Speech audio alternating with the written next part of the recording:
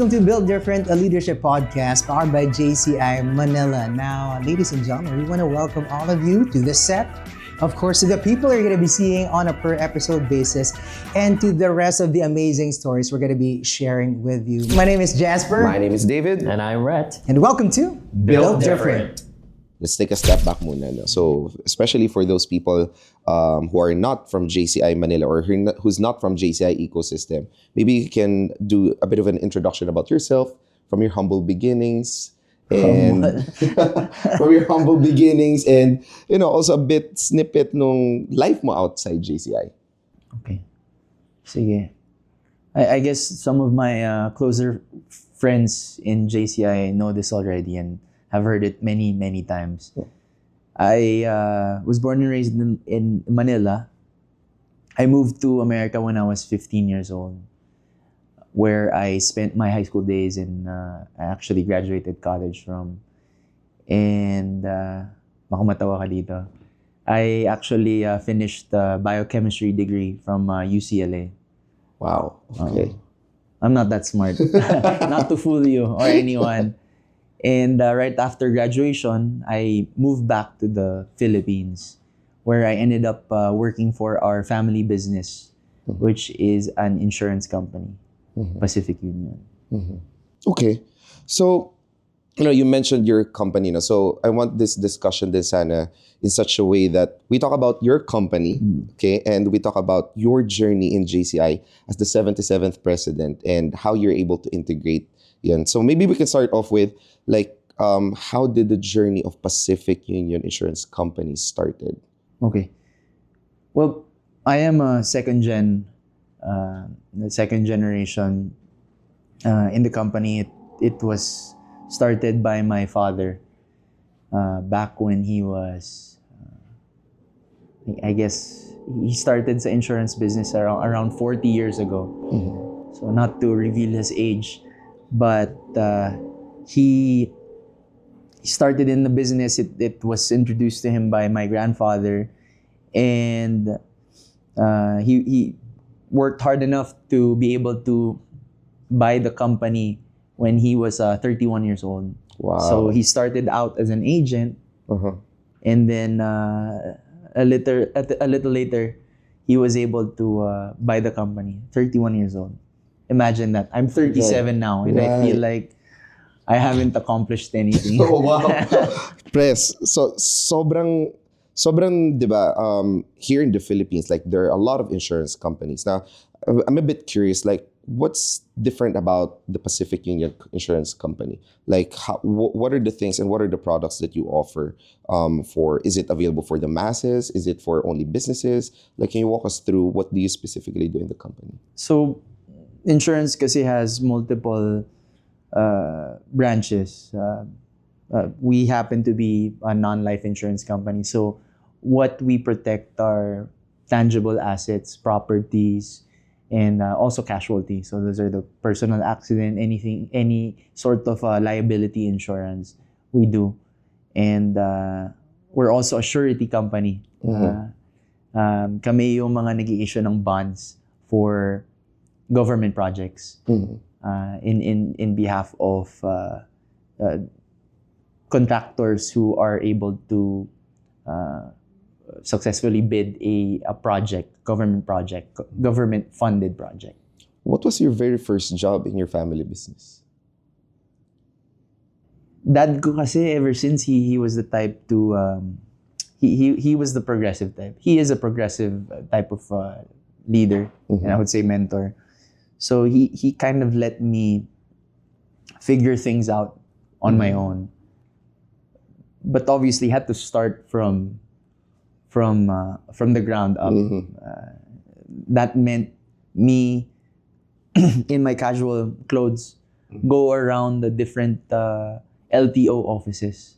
Oh wow, okay. Around the Philippines, which is what he did when he was starting out in his early 20s. How old were you? No, first involvement mo? So when I had graduated from college, I was already 22 years old. 22? Yeah, 22. Yeah, kasi since you graduated in UCLA, tapos when you got back, doon ka na nag-start sa ano. So yun, I he allowed me to just figure things out. But again, that involved me going through the different facets of the company. Now, since as a second generation owner also of the company, I would assume that there are a bit of a pressure to maintain what your father started. No, syempre, he spent almost all his life building the reputation, making sure that the values is instilled not just to the higher ups of the company, but also doon sa overall ecosystem and the culture of the company. Now, what was the role that you had to continue to make sure that the legacy of your father stays alive, even in your leadership? Oh, that's a tough question. We didn't have that conversation earlier. Curveball. Yeah. I think so the question is what did I need to do in order to continue the carry on yes. the what my dad has started. Yes. Okay. Well, I'll be honest with you. my priorities have shifted over the years. When I was much younger, I agree with you, there was that pressure. Not that it has left, no. But the pressure was mainly on the notion that, wow, this is what my father has built, and how do I make it bigger, better, greater than how he was able to start it? And to the point that you can imagine, it just becomes like a uphill battle as you go along. But that has completely shifted to it shouldn't be about that. It shouldn't be about having that same mindset, but it's more of how do I actually sustain this business? How are we able to create a legacy out of it? And I think by having that perspective, it kind of relieved some of that pressure. So going back to your question, how do I carry that forward? It's having that vision that I need to be able to get this organization to make it more sustainable, to make it sustainable rather, and pass it on to the next generation. Yeah. So I don't. Probably because other people would think that if you're a second generation company, like you're getting the business of how your family started it, na madali na lang siya. Okay. And contrary to popular belief that there are like specific challenges in whatever phase or whatever generation. No? But I hope, if it's okay for you to be a bit vulnerable here, what was the challenges that you had to go through that you didn't expect na, okay, this is how my responsibility is na pala as the successor of the company? What do you think was the challenge talaga na na-encounter mo? Na, okay, I didn't expect na, okay, may ganito pa palang problema as a second gen owner of the company.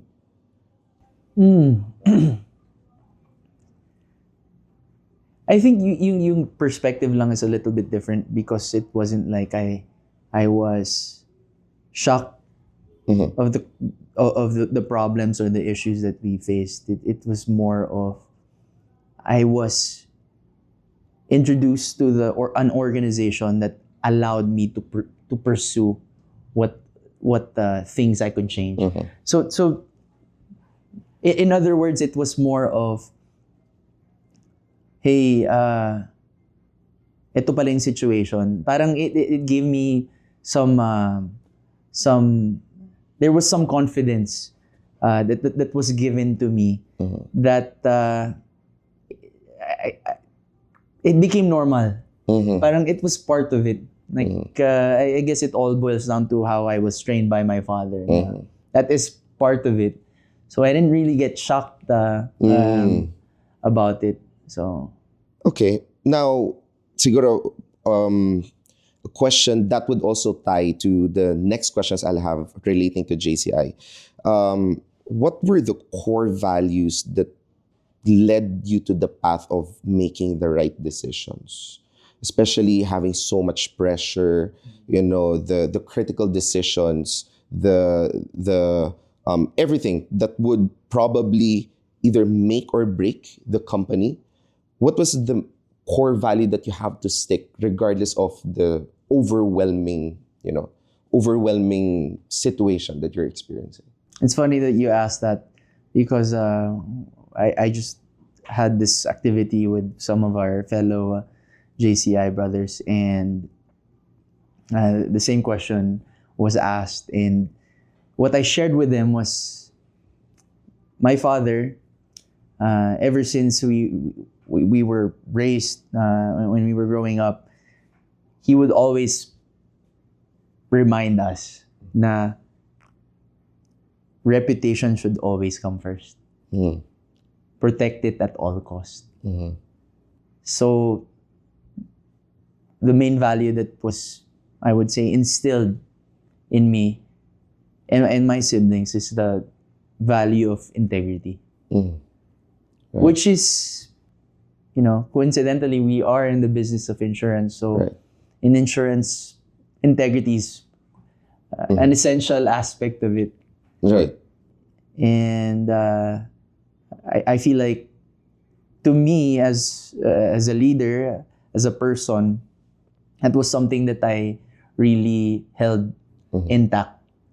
That was the thing that gave me the guidance as to where I wanted to bring things, whether with my career or what I would do for the company, where I could bring the company. Integrity is going to be really important. Right. Kasi especially when it comes to, dealing with businesses, the reputation talaga is very important, so that it's not just about, marketing, pushing the message of your company, but if you're not around the room, what would people say about the business, about the company? And I really like that, because that's also what I strongly believe as a person, the integrity, the reputation, because whatever happens, I heard it from someone, I think it's from Francisco. He mentioned na in situations like okay na malugi ka, huwag ka lang masira. In some situations, no. So that really stuck to me. My dad would always say, maloko ka na, huwag ka lang manloloko. Wow. Okay. Yeah, he would always tell us that incessantly. Yeah. And it stuck with me. It stuck with me. Yeah. In a way, it sounds so. In the world of business, where in the world of capitalism, in a way, there's you have to have some level of aggressiveness. And yung line na yun, kind of parang you're taking a different stance. It's just that reputation will always be important. That's true. That's absolutely true. Our leadership tip for today is, maloko ka na, huwag ka lang mangloko. Natutunan ko yan kay Press AP. Pero totoo naman talaga, di ba? If we have integrity in doing things, I know that we are on the right track. Yung wala kang inaapakan, di ba? And you are just there to help. Be that kind of light. Make change. The Built Different podcast would like to thank Henry's Camera, U Green Philippines, Kappa Cabina, Surge Digital Media, Jazz Up Communications. Okay. So, yeah. Now, I want to pick on your brain, Press, especially with you becoming the 77th president of JCI Manila. By the way, for those people who don't know JCI Manila is, you can check our other video para malaman nyo what we do as a JCI Manila chapter here in the Philippines. But going back then, Press, I would also assume that the time that you have to spend din kasi in the leadership that you have to that you have to act on as the role ng president would be on a different level. Now, what do you think is the difference of being a leader in your company and being a leader in JCI Manila? What do you think is the common denominator there? Wait, the difference or the common? The common denominator of being a leader in your company and in JCI Manila. Well, I guess the most obvious reason or obvious answer to that would be people. Mm. Okay. We have people in our organization, employees, colleagues, and in JCI Manila, we also have members. And I guess the structure is different. Obviously, between the two, you have a private company and you have a organization that's focused on leadership development, and it's a non-profit organization, right? So the way you see the contrast between how you do things. But ironically, there is a commonality between the two, which is the people, Right. how you treat people, how you manage them. With the slight difference that people get compensated here, in JCI Manila or in JCI, everything's pro bono. But what do you think would say the kind of leader you are? Because there are different types of leaders, everyone. So some are really like the leader who shows the people what they should do and then inspiring them, like taking someone and picking the right skills and then making sure that everyone works in a very collaborative way. But what do you think is the type of leader that you are very proud of?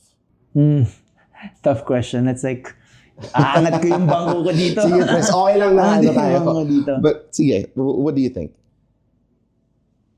If I look back in my tenure as a manager, as a leader in our company, and even here in JCI Manila, where I've held positions as a director, as a secretary general, even held the positions as a chairman, and now the honor to become president.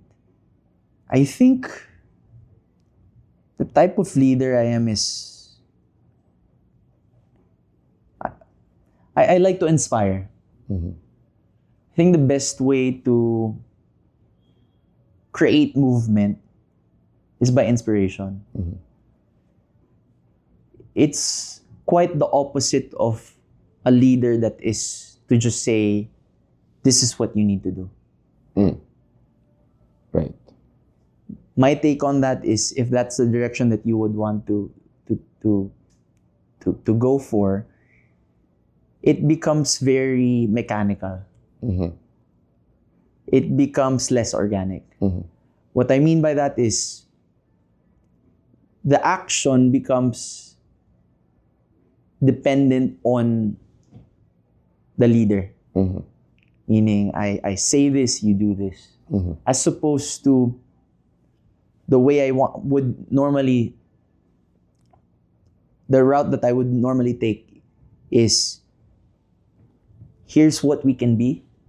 You sell the vision. Do you want to become part of it? Right. Okay. And I let the person connect the two dots. Okay. Got it. It becomes more organic. It becomes natural. The person will now act hopefully on their own volition. They would now act on their own. It will not be dependent on a leader. So in a way, if you can, you create a leader out of that person. You're not beholden to the words that will come out of your mouth, from your mouth. You're not restricted to yung relationship between the leader and the follower. I don't know if that makes sense. That actually makes sense, which kind of struck curiosity to me because anyone, no, before you become a leader, you were a follower muna. Yes. Now, during your JCI career as the follower, during the earlier years of your of your JCI journey, what was the thing that struck you the most that stayed up until now as the president? Because I remember, no, when I got inducted back in 2021, and I always hear your name during the time you were SG, if I'm not mistaken, no, na okay, ganito ang sinabi sa akin ni SGAP. And every year that has been like, the words na naririnig ko very consistent. Now, I'm curious, during your earlier years as a follower in JCI, what struck you the most that made you the leader here na sobrang effective? And I would say, Wow. sobrang effective. Goosebumps ako din. Either that it sent something right through my spine. Actually don't know, but if I could share, when I was starting out, it was all about just doing work and being humble enough to learn and to follow. I wasn't really focused so much on being a leader per se. I just wanted to become part of the organization. But what struck me the most is just the idea of these other guys doing the same thing. And what was interesting was some of them, if not most or all of them, were accomplished, way accomplished than how I was. I was here about 9 years ago, 2015, when I entered. And I entered JCI, sorry. And to just learn about these people, how we were all just connected, working on the same project. And honestly, I just went through the ebbs and flows of the organization. And whether other people find that fascinating or not, to me, I was just in awe. Galing na mga to, no? Like, they're doing this all for free. Right. So who am I now to say anything? So yun yung something that interested me or fascinated me. Okay. Now, pointing out sa sinabi mo kanina, Press, na parang everyone has their own lives outside JCI, but they're doing everything for free. And sometimes it takes a toll to the time, to the, doon sa oras that you could have been dedicating to your own business. Now, my question to you is, do you believe in work-life balance or work-life integration? Or how do you define your own work-life balance? When you say balance, I guess if you take it literally, it's that being able to, if you had 100%, you'd be able to distribute your time and your energy. I always say that term, no, energy, evenly across all aspects of your life. And to me, work-life balance is non-existent, if anything. In fact, it's all relative. It's all dependent on the priorities, on your priorities. And your priorities might even change over time. Even during the day, month, in general. Your priorities will always have that movement, so to speak. And maybe it's more of if I could share the idea of energy management. Right. Yeah, can you define your energy management? Because nag-stuck sa akin to, lalo na nasabi sa akin like 2 days ago. Because it's not time management anymore. It actually makes sense, energy management. Where sometimes kasi when masaya ka or masyado ka marami ginagawa, the energy is all over the place until such time that you find yourself drained and you don't have like the enough push to move forward into some task na naghihintay din ng, ng full energy mo, ng full effort mo. But you over this January pa lang, during the time of this shoot, nagsisimula pa lang tayo, and you've been all over the place. You've been to outside the Philippines, attending inductions here in the Philippines, board meetings, everything, and also time with your family, time with your company. What is energy management to Press AP? It's about being enough to the thing that's in front of you. Whether it's family, your business, JCI, it's having that sense of, it's almost hard to define it, but you know when you're there, when you're in this moment, you can almost kind of feel it. It's such a weird concept, but I guess to put it simply, it's the idea of having enough attention, being present to the situation. But I don't know, my wife will probably disagree with me. Because, if anything, I shout out to my wife, Melissa. They've taken a toll from, this role that I just assumed. But energy management is everything to me. And it is my way of knowing if I'm able to connect. I think that would be the proper term for it, connect. So if it's family, good energy management would mean I'm able to connect with my wife and my kids, which has been a challenge, by the way. Good energy management for work would be for me to fulfill my role as a chief operating officer of Pacific Union. Right. Good energy management for JCI as president means I'm able to connect to the members. I'm able to connect with, the so-called vision for the year. So I think that's what it means to have a good energy management. Right. Is to have that connection. Connection means everything. Okay. Okay. Naroon pumapasok sa isip ko when you're explaining that, because maybe some people here would say na easier said than done, di ba? Na parang kasi you can do that, but I don't have that much resources.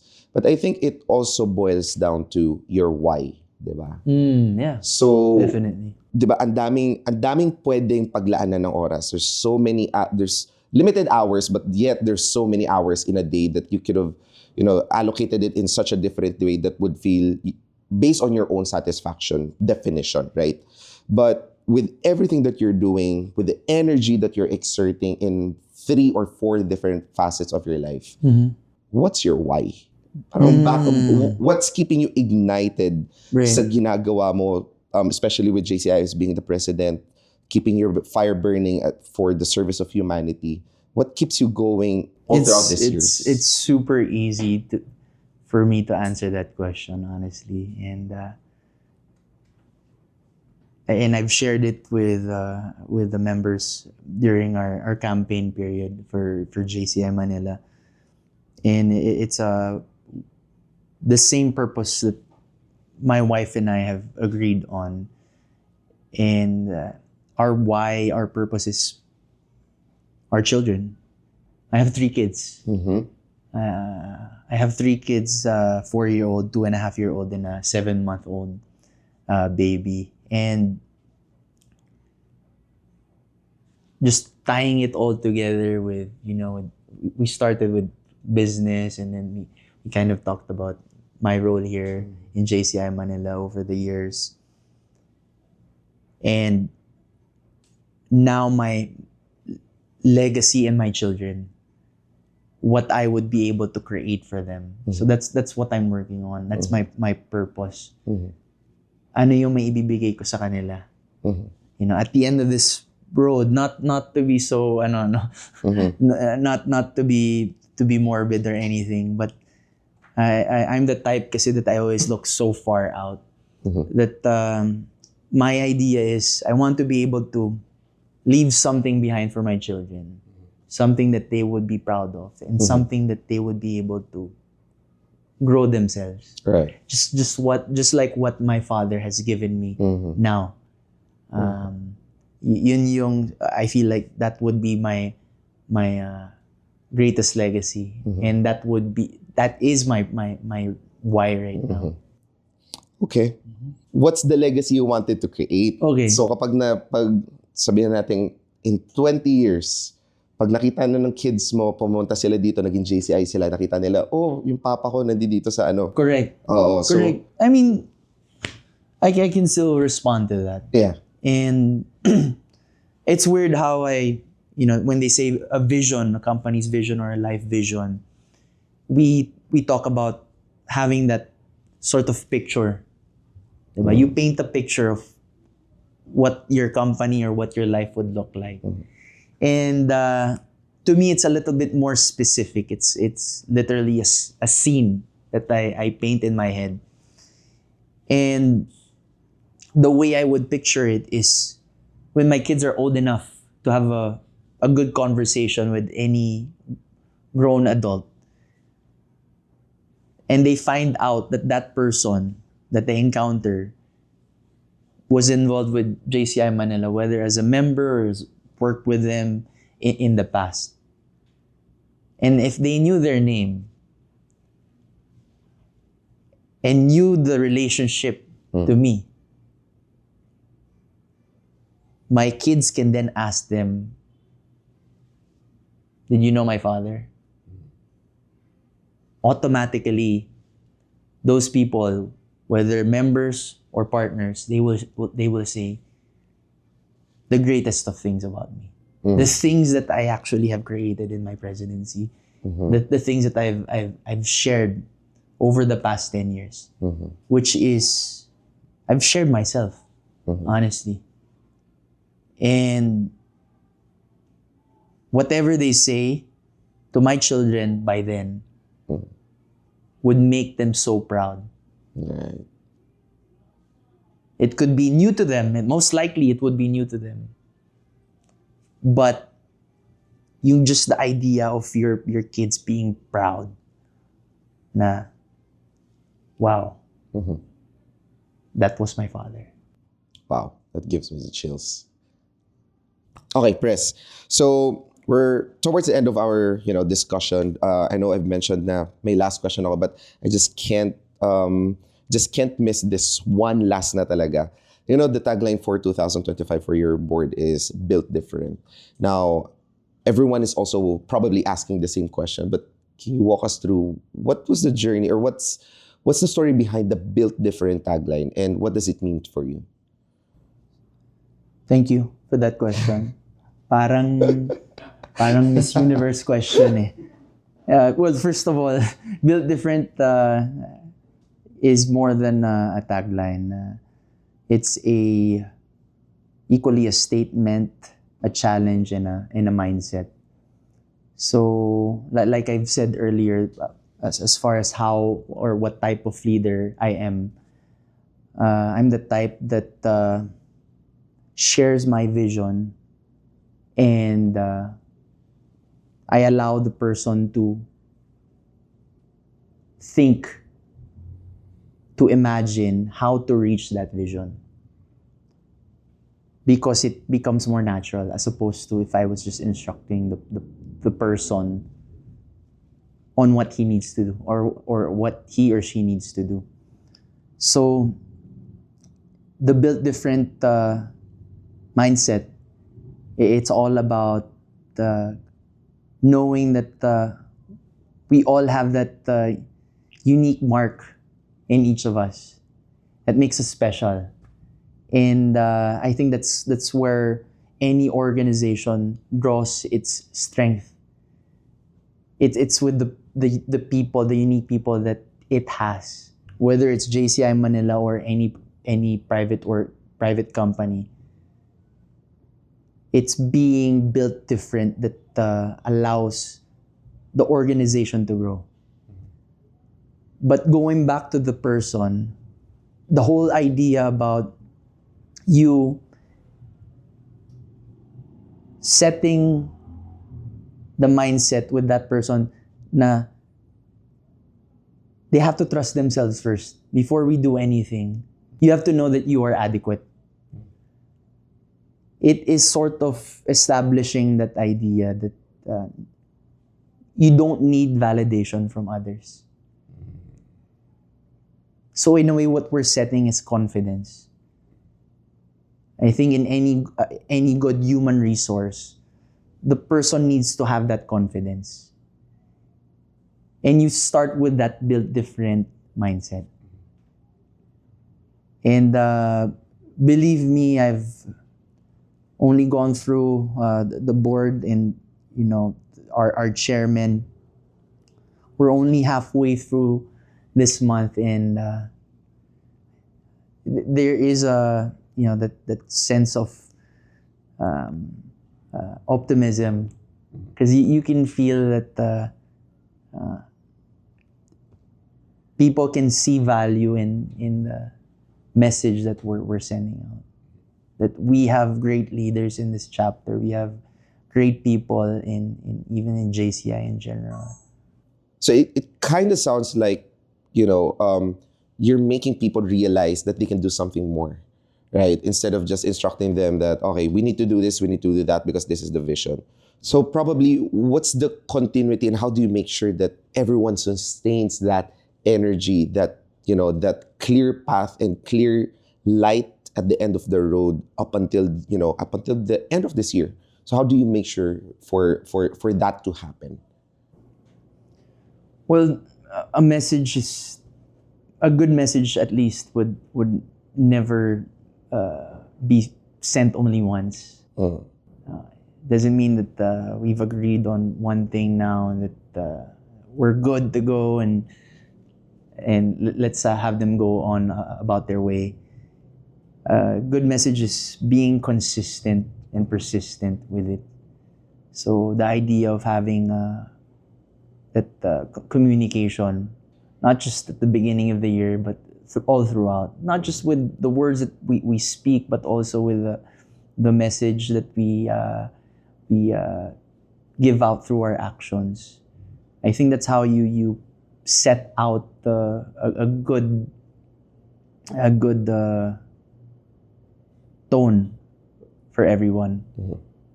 A tone clear enough for them to hear it throughout the year. Again, that the message here is you can do this because you're built different. This is what we want to achieve. So the idea of sustainability is not dependent on one person or a few people. I think that's where the greatness of any organization lies. Right. Again, when it's distributed, the energy is distributed across everyone. Yeah. Okay. Yeah. Well, good. No need for that. The Built Different podcast would like to thank Henry's Camera, U Green Philippines, Kappa Cabina, Surge Digital Media, Jazz Up Communications,